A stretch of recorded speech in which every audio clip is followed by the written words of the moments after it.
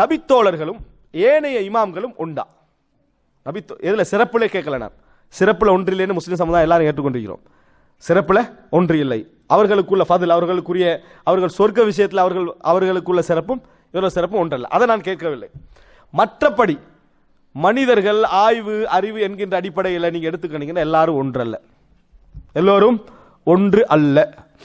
இப்போ உதாரணமாக இமாம் ஷாஃபியை சிறந்தவர், அறிவாளி என்று நாம பாராட்டுறது இருக்குதே, இது அவருடைய தகவலை வச்சு நம்ம பாராட்டுறோம். ஒரு ஆள் சொல்லிட்டாரு, இமாம் ஷாஃபி சரி வர மாட்டாரு, வழக்கே இல்லாதவர், அவர் எனக்கு அவர் பெரிய சிறந்த ஒரு மனிதன் ஏற்றுக்கல வரல, ஒரு சரியான முஸ்லீம்டா ஏற்றுக்கல எனக்கு என்ன வரல என்று சொல்லிட்டாரு வைங்களே, அவரும் ஜாஹில், அது வேற, அவன் மார்க் அறிவு இல்லை, அது வேற.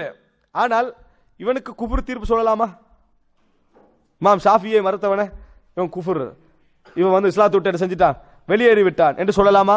சொல்லக்கூடாது. ஆனால் ஆயிஷா ரலியல்லாஹு அன்ஹா அவர் சிறந்த முஸ்லிம் நினைக்கவில்லை சொன்னா குஃபுர்.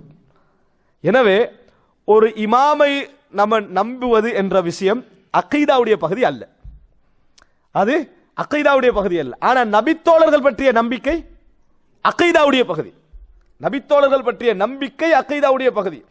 நாங்கள் அவருடைய சிறப்பை ஏற்றுக்கொள்கிறோம் இல்ல, சிறப்பை ஏற்றால் தான் நீ முஸ்லிம், சிறப்பை ஏற்றால் தான் முஸ்லிம், சிறப்பை நிராகரித்தால் இஸ்லாத்தை விட்டு வெளியே போயிடுவார். எனவே நல்ல முறையில் புரிந்து கொள்ளணும், நாங்கள் நல்லதை செய்யக்கூடிய எல்லோரையும் பாராட்டுகிறோம் என்ற வார்த்தை காபிரும் சொல்லலாம், காபிரும் சொல்லலாம். உமர் ரலியல்லாஹு அவனுக்கு பெரிய இடம் கொடுக்கலாம், உமர் ரலியல்லாஹு அவனுக்கு என்ன செய்யலாம், 50வது இடத்தை கூட கொடுக்கலாம், அவன் நல்லதை பார்த்து பாராட்டிட்டு போயிடுறான். இங்க அதுவல்ல அம்சம். நபித்தோழர்களை பற்றிய நம்பிக்கை அக்கீதா. நபித்தோழர்கள் யாராவது தவறு செய்வார்களாக இருந்தால் அவர் இமாம் ஷாஃபியை நம்ம இடத்துக்கு என்ன செய்ய மாட்டாரு, வரமாட்டாரு, அக்கீதா விட்டு வெளியே போயிடுவார். புரிஞ்சாது? நபித்தோழர்களை உங்களுக்கு சிறப்பே கேள்விப்படலை, நபித்தோழர்ல உங்களுக்கு எந்த சிறப்புமே கேள்விப்படலை, அந்த நபித்தோழர் ஒரே ஒரு பேர் மட்டும் வருதுன்னு வைங்க, எந்த சிறப்பு உங்களுக்கு தெரியாது. இப்ப இவரை பற்றி கூட நீங்க எப்படி நினைக்கணும், இவர் நபியுடைய தோழர் எனவே சிறந்தவர்.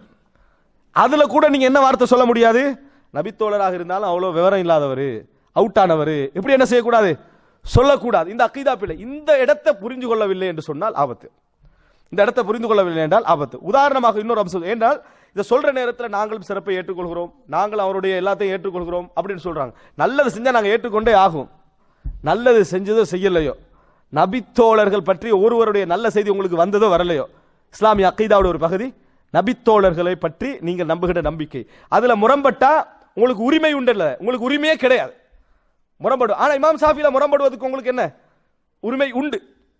எப்படி நபி